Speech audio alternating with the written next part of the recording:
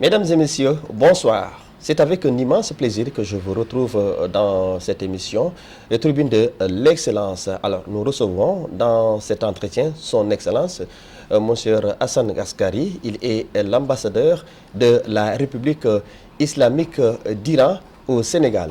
Bonsoir, excellence, et merci de nous avoir accordé cet entretien. Merci. Alors, mesdames et messieurs, chaque dernier vendredi du mois béni de Ramadan est célébré la journée internationale de l'Al-Quds, une initiative prise par l'ancien feu l'Ayatollah Khomeini. C'était en 1979 et chaque année, cet événement est célébré un peu partout dans les pays arabo-musulmans dans le monde. Alors, nous allons en parler avec son excellence. Excellence, d'abord, pourquoi justement la célébration de cette journée? Tout d'abord, j'aimerais adresser mes salutations aux téléspectateurs et à la direction de la scène et vous souhaite un bon Ramadan. Merci. Et qu'Allah accepte vos prières et vos jeûnes. Merci. Merci.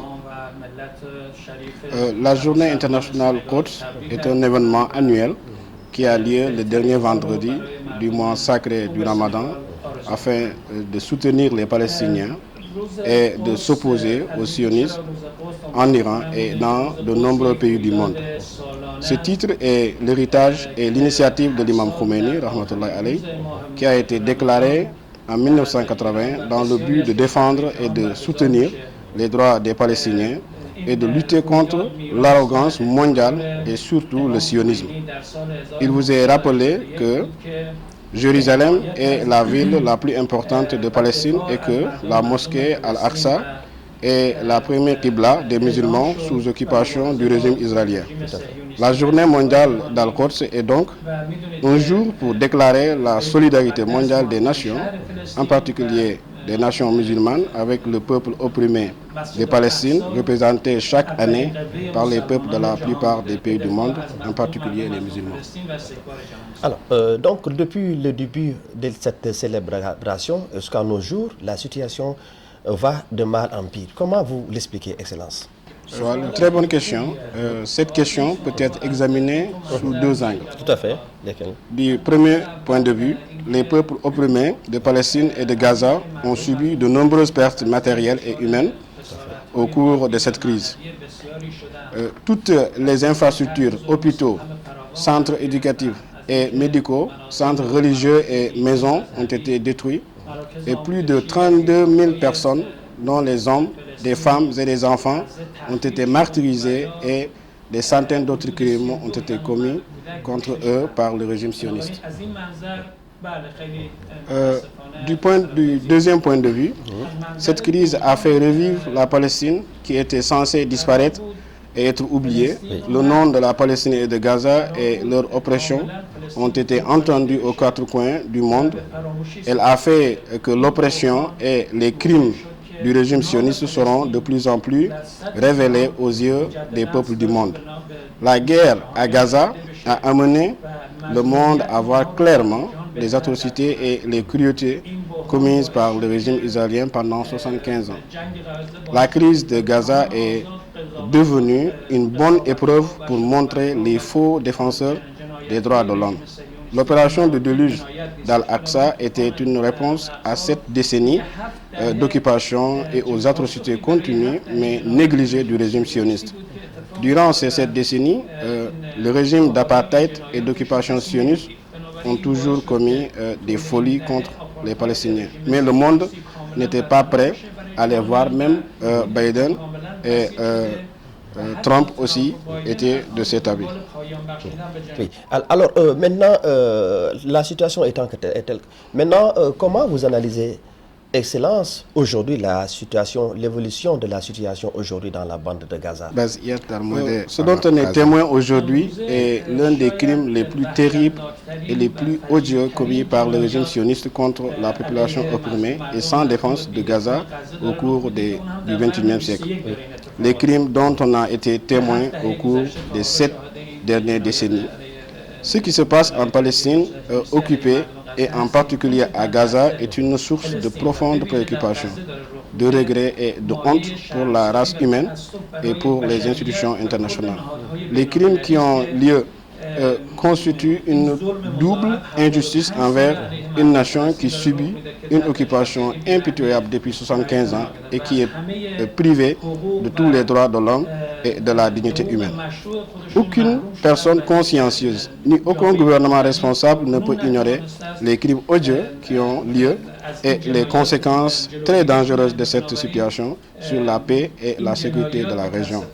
Depuis plus de 7 décennies maintenant, une nation fière est privée de son droit à l'autodétermination et d'autres droits humains fondamentaux et ses terres et ses foyers sont occupés et le régime sioniste a commis les crimes de guerre les plus odieux, les crimes contre l'humanité et le crime de génocide contre le peuple opprimé de Palestine.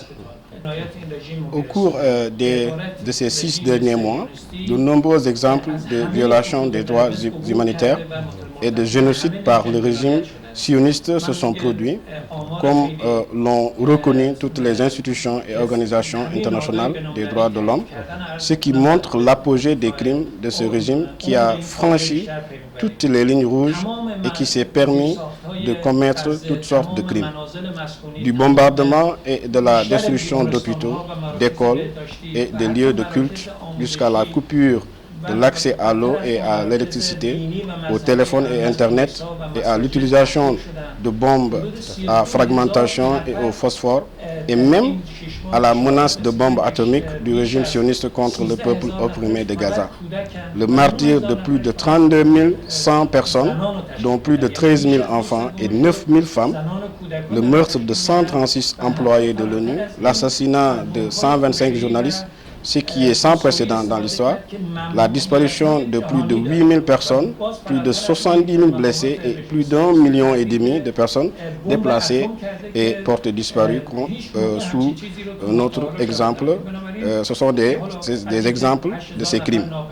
L'utilisation par le régime de l'arme de la famine contre les habitants de Gaza dans le but de continuer ce génocide, le meurtre d'enfants et de femmes, et la création de conditions propices à l'effondrement social et civil ont sonné l'alarme sur la catastrophe humaine la plus sans précédent de ce siècle. L'Iran condamne fermement ces actions et considère qu'il relève de la responsabilité immédiate de la communauté internationale et des organisations internationales, en particulier des Nations Unies, d'empêcher cette tragédie. Oui. Alors, la situation étant ce qu'elle est, aujourd'hui, quelle solution préconise l'Iran justement pour mettre un terme à ces agissements israéliens, n'est-ce pas, en terre palestinienne? La position et la solution de la République islamique d'Iran sont une position humaine et consciencieuse basée sur les règles du droit international et la charte des Nations Unies. Le droit à l'autodétermination et les droits humains fondamentaux font partie des principes fondamentaux du droit international, également reconnu dans la Charte des Nations Unies. Soulignant l'inefficacité des solutions politiques telles que la solution à 2 États, la République islamique d'Iran a proposé sa solution logique consistant à organiser un référendum sur le territoire palestinien avec la participation des principaux habitants originaires de ce territoire, à la fois des musulmans, des juifs et des chrétiens, sur la base du principe du droit à l'autodétermination. Et à part cela, de la mer aux fleuves, elle a apporté le plus grand soutien politique au peuple opprimé de Palestine et de Gaza, et elle a tenu et continuera de tenir des vastes échanges de vues et consultations pour arrêter la guerre. Aujourd'hui, défendre ces peuples opprimés est notre devoir humain à tous. Aucune personne consciencieuse ni aucun gouvernement responsable ne peut ignorer ces crimes odieux et barbares contre ces personnes et leurs effets très dangereux sur la paix et la sécurité mondiale et régionale. Par conséquent, un cessez-le-feu immédiat et permanent, l'arrêt immédiat des attaques et attentats à la bombe brutaux, l'abolition du blocus militaro-économique contre la bande de Gaza, l'envoi d'aide humanitaire inconditionnelle à Gaza, mettre fin à la migration forcée des résidents à l'intérieur et à l'extérieur de la bande de Gaza, l'arrêt du génocide et pour finir l'octroi du droit à l'autodétermination. Tous ces points constituent les principales revendications de tous les libres penseurs et des gens en quête de justice. Alors, vous avez parlé tout à l'heure des Nations Unies. Alors justement, comment jugez-vous l'attitude de la communauté internationale telle que les Nations Unies, n'est-ce pas, dans cette crise? Ce qui s'est passé à Gaza au cours des 6 derniers mois est une image claire mais meurtrière de la guerre inégale entre l'axe du mal et de la cruauté et l'axe de l'honneur et du droit. Malheureusement, ces amères tragédies se sont produites et se sont poursuivies au cours des 180 derniers jours, alors que les organisations et institutions internationales qui sont censées maintenir la paix et la sécurité internationale, tout comme les vastes et anciens instituts des droits de l'homme, ont été témoins et observateurs de tous ces crimes et atrocités, mais au sens littéral, ils n'ont pris aucune mesure considérable pour créer une dissuasion contre toute cette brutalité et infraction à la loi et à une période où on cesse de scander le slogan de l'état de droit et du droit international. L'opinion publique mondiale est attristée et en colère par le manque de volonté internationale face à un régime brutal et sanguinaire qui ne s'engage et ne s'est non plus engagé dans le passé à respecter aucune des règles et lois régissant les guerres. Les gouvernements revendiquant les droits de l'homme, qui ne cessent de crier apparemment en faveur des droits de l'homme, ont non seulement évité de se confronter à ce niveau de férocité et d'atrocité des sionistes, mais leur ont également apporté leur soutien. La réaction de la communauté internationale a été différente. Dès le début, les États-Unis ont ouvertement et sans réserve soutenu politiquement et militairement les crimes de ce régime. Et à l'heure actuelle, grâce à la résistance courageuse du Hamas et à la pression de l'opinion publique nationale, ils cherchent la fin de la guerre. Mais le secrétaire d'État américain Blinken a averti Netanyahou lors de sa rencontre avec lui il y a quelques jours que la position et la sécurité de ce régime dans le monde étaient en danger. Pour la première fois, depuis 180 jours et depuis le début de la guerre, l'Union européenne a appelé à l'unanimité à la fin immédiate des hostilités. Dans leur déclaration finale, les dirigeants de 27 pays européens ont regretté la situation humanitaire catastrophique à Gaza et l'impact disproportionné de la guerre sur les conditions des civils, ainsi que le risque de famine dû au manque d'aide humanitaire à Gaza. Bien que le secrétaire général des Nations Unies ait condamné de manière réaliste et ouverte les crimes du régime sioniste, critiquant les autorités du régime sioniste et admettant que Gaza était devenu un cimetière pour enfants, mais malgré la décision de la Cour internationale de justice et certaines résolutions de l'ONU, il n'a pas pu jusqu'à présent prendre une mesure sérieuse et réussie. Et d'ailleurs, hier, Mme Albanese, reporteuse spéciale de l'ONU en territoire palestinien, a déclaré à propos des réalités de la bande de Gaza comme étant une anatomie de génocide et de destruction d'une génération. Et cette réalité de reportage a bouleversé le monde.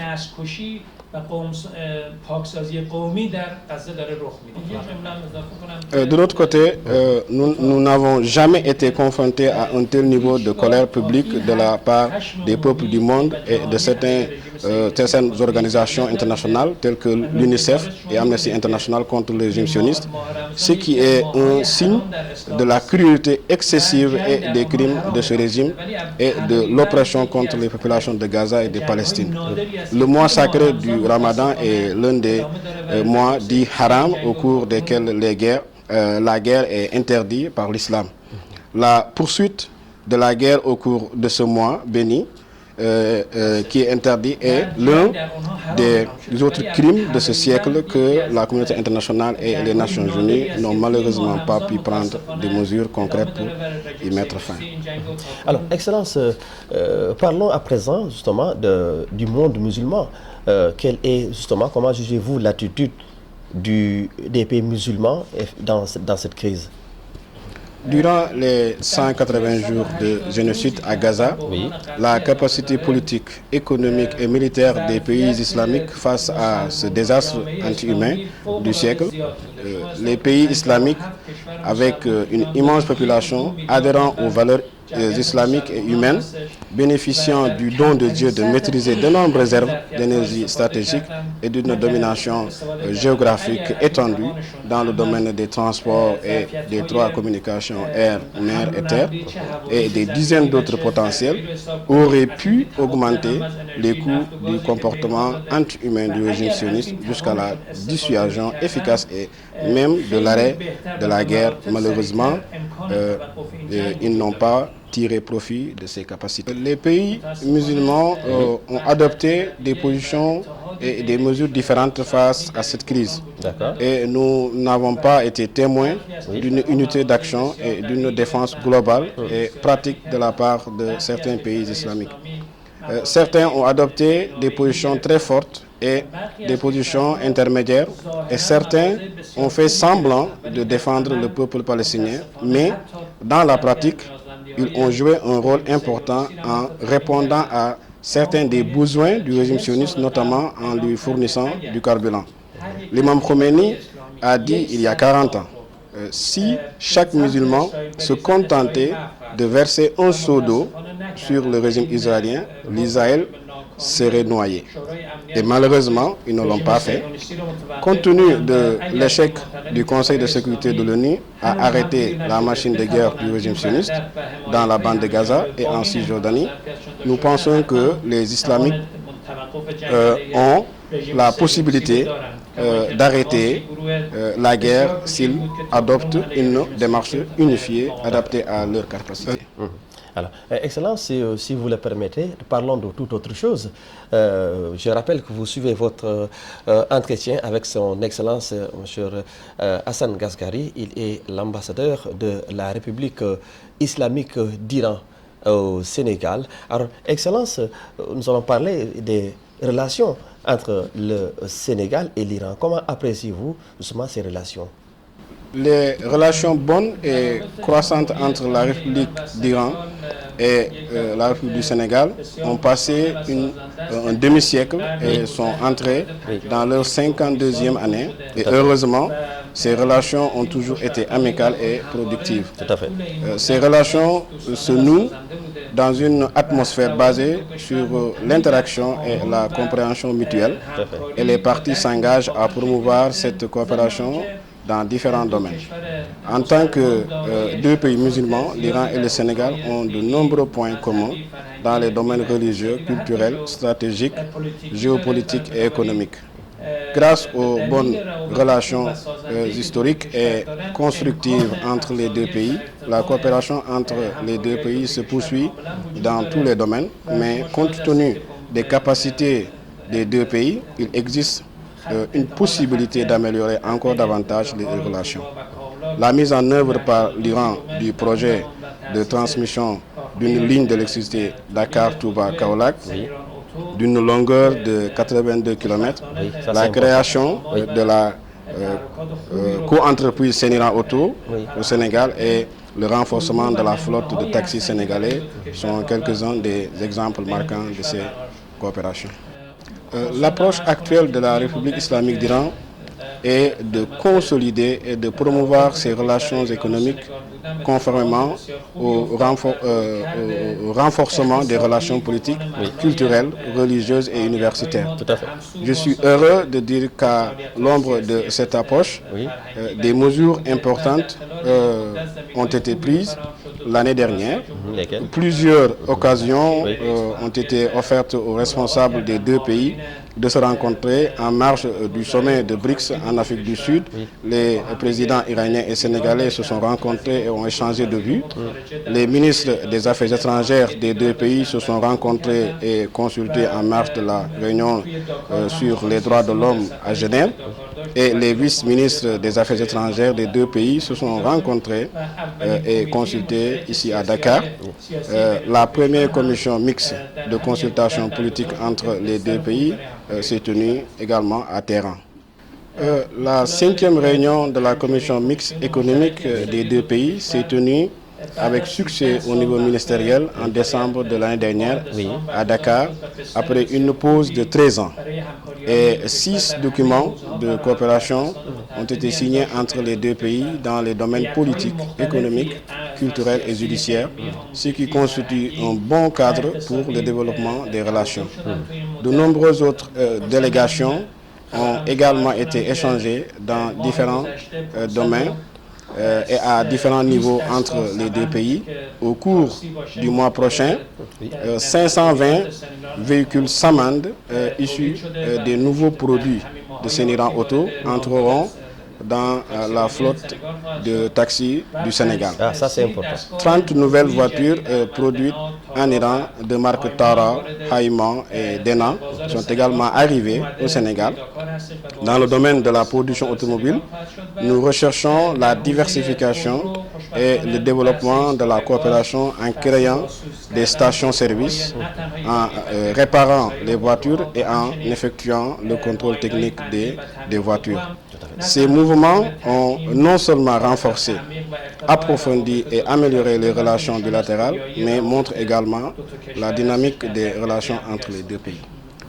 Et nous espérons également, avec les responsables du nouveau gouvernement, nous entretenons de bonnes relations pour améliorer nos réalisations ici au Sénégal. Oui. Alors, on en parle, hein, puisque le Sénégal vient d'organiser ces élections présidentielles. Nous avons de nouvelles autorités.